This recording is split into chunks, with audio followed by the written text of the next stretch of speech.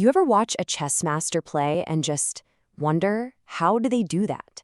It seriously looks like magic, like they're peering into the future. Well, you're in the right place. Today, we're going to pull back that curtain on chess calculation, the one skill that really separates the good players from the great ones. It's the question every single chess player asks. Are they really calculating 20 moves ahead? Do they just have some kind of brain superpower? Well, the answer is actually a lot simpler and honestly a lot more interesting than you'd think.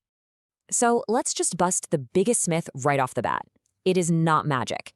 Grandmasters don't just blindly look 10 moves deep into every single line. The reality? It's a trained skill. It's a structured, super efficient way of thinking that, and this is the most important part, anyone can learn. So here's our game plan. First, we'll uncover the master's secret to what calculation really is. Then, we'll break down the exact method they use step by step. After that, we'll see it in action, figure out how to train your own mind, and finally, connect all of that to actually winning more games. All right, section 1, the master's secret. So what is it? Well, it all starts by just throwing out that old, clunky definition of calculation we all have. Most of us think calculation is just brute force, trying to see a million moves ahead. It's exhausting, and honestly, it doesn't work.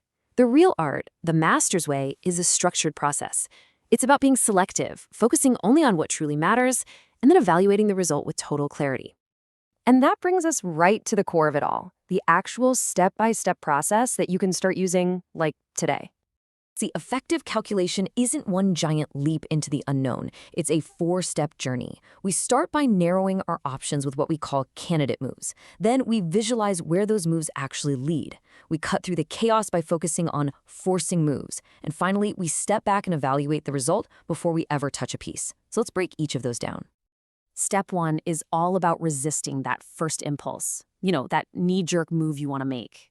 Instead, you create a very short mental list of the real options. These are the moves that demand an answer. All the checks, the captures, and the biggest threats on the board. Okay, now for the tough part, visualization. This is where you play out those candidate moves entirely in your head. Look, at first it's going to feel blurry. You'll lose track of where the pieces are. But I promise, with practice, that mental image gets clearer and sharper until you really can see the board like a photograph. Step 3. This is your secret weapon. Forcing moves are basically the shortcuts of calculation. By focusing on checks, captures, and big threats, you dramatically limit what your opponent can even do. This stops your brain from getting lost in a crazy, endless sea of possibilities. It keeps your calculation sharp and efficient. Now this right here, this is where so many players make a huge mistake. They calculate a few moves, they see they haven't lost a piece, and they just stop. They think to themselves, maybe I'm okay here. But a strong player, they go one step further. They get to the end of a calculated line where things have quieted down, and then they evaluate. They ask the real questions. Is my king safe? Do I have the initiative? Am I the one calling the shots here? How's the material count? This final evaluation, that's what turns a hopeful guess into a winning decision. Okay, so theory is one thing, but what does this actually look like in a real game? Let's put this whole process into practice. So, imagine this. You've got a chance to snatch your opponent's knight with your queen. It looks totally free. It's just sitting there. So tempting, right? What do? The beginner, or, the impulsive player in all of us, they skip all 4 steps. They see the shiny object, they grab the piece instantly, and they don't look any deeper. But the master, they pause, they run through that 4-step process. And what do they see? A hidden trap. Maybe taking that knight leads to a devastating royal fork where their king and queen get attacked at the same time. Or maybe their own queen just gets trapped and lost. That one moment of calculation saves the entire game. This is the perfect example of thinking of it like a funnel. You start with a few candidate moves at the top, you use calculation to filter out all the bad ideas and traps, and what comes out at the very bottom is the single best move, a move you chose based on pure logic, not just hope. So, how do you actually get good at this? Well, just like any other skill, it takes training. You have to literally build your calculation muscle.